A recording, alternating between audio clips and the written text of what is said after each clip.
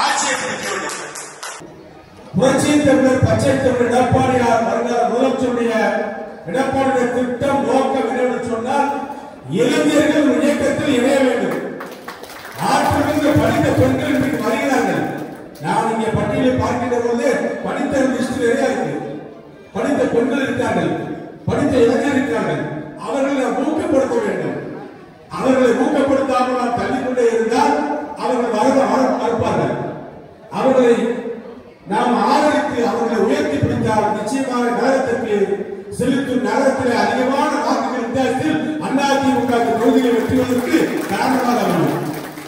நிச்சயமாக வரலாற்று சாதனையை படைத்து 234 தொகுதிகளிலே 200க்கு மேற்பட்ட தொகுதிகளில் வெற்றி பெற்று அனைத்து அதிமுக கூட்டணி வெற்றி சரித்திரம் படைத்தது என்ற வரலாற்றை நம்முடைய புதுமை பெற்ற புரட்சி தமிழர் எடப்பாடியார் உருவாக்க போகிறார். எதிர்க்கின்ற கட்சியை எதிர்கட்சியில் இல்லாத நிலைமைக்கு ஒரு சூழ்நிலை உருவாகின்ற போது அந்த அளவுக்கு நாட்டு மக்கள் மத்தியிலே திமுக மீது ஒரு வெறுப்பு வந்திருக்கிறது, ஒரு கோபம் வந்திருக்கிறது. அந்த கோபத்தை திமுகவின் மீது மக்கள் வைத்திருக்கின்ற கோபத்தை நிச்சயமாக திமுக தலைமையால் சரி செய்யவே முடியாது. அடுத்த ஆண்டு இனியாரெல்லாம் பதவியேற்பு முடிந்து முதலமைச்சராக எடப்பாடியார் குழந்தையாக வந்திருப்பார். அப்படிப்பட்ட ஒரு அழகான கூட்டணியை, ஒரு அற்புதமான கூட்டணியை, வெல்லுகின்ற கூட்டணியை, ஜெயிக்கின்ற கூட்டணியை, வெற்றி கூட்டணியை எடப்பாடி அமைப்பார் என்ற உத்தரவாதத்தை இன்றைக்கு அவர் கொடுத்திருக்கின்றார். அதற்கான பணிகள் நடந்து வருகிறது. மக்கள் மத்தியிலே சிலுத்தூர் பகுதியிலே டீ கடை பக்கத்தில் போய் பேசிப்பார்கள். அதிமுக கரைவேட்டியை பார்த்தவுடன் கடைக்காரர்கள் சொல்வார்கள், அடுத்து நீங்க தான், அடுத்து எடப்பாடியாக முதலமைச்சர், இந்த ஆட்சி வீட்டுக்கு போகணும். திமுக ஆட்சியில் கரப்ஷன் ஓவர்.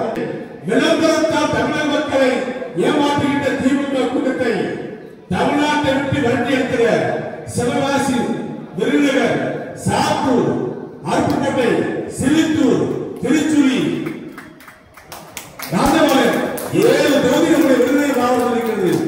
7 சட்டமன்ற தொகுதியும் அதிமுக வென்றது என்ற வரலாற்றை நம்முடைய பொதுச்செயலாளர் அறிஞர் எடப்பாடியார் முன்பு நாம் சமர்ப்பிப்போம்.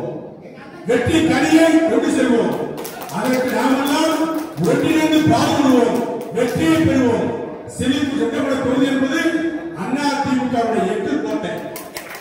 இது 72 தலைவர் ஆரம்பத்திலிருந்து எம்ஜிஆர் என்று ஒரு பெயருக்கு, ஒரு மந்திர சொல்லுக்கு ஒரு நேம் உண்டு. புரட்சித்தில் அம்மாவின் பெயரிலே இங்கே ஒரு தரிசனம் உண்டு. எடப்பாடியாருக்கு இங்கே ஒரு செல்வாக்கு உண்டு. விருதுநகர் மாவட்டம் என்று சொன்னால் அது எடப்பாடியார் கோட்டை என்று சொல்லக்கூடிய அளவுக்கு நம்முடைய பணி இருக்க வேண்டும்.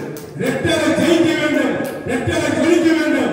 அதற்காக நாம் பாடுபட வேண்டும் என்று உங்கள் அத்தனை பேரையும் கேட்டுக்கொண்டு அதிமுகவுடைய வேர்களாக இருக்கக்கூடியவர்கள் கிளைக்கழக செயலர்கள், மாநில கழக செயலர்கள், வட்ட கழக செயலர்கள், அடுத்து நகர கழக செயலர்கள், பேரூராட்சி கழக செயலர்கள், பகுதி கழக செயலர்கள், ஒன்றிய கழக செயலர்கள். ஆகவே அதிலே சரியானவர்களாக, வீரமானவர்களாக, விவேகமானவர்களாக, தெம்பு உள்ளவர்களாக, திராணி உள்ளவர்களாக, எதிரியை எதிர்க்கின்ற சக்தி உள்ளவர்களாக நாம் போட்டால்தான் இயக்கத்துடைய வளர்ச்சிக்கு அது பாடுபடும் என்ற தகவலை சொல்லி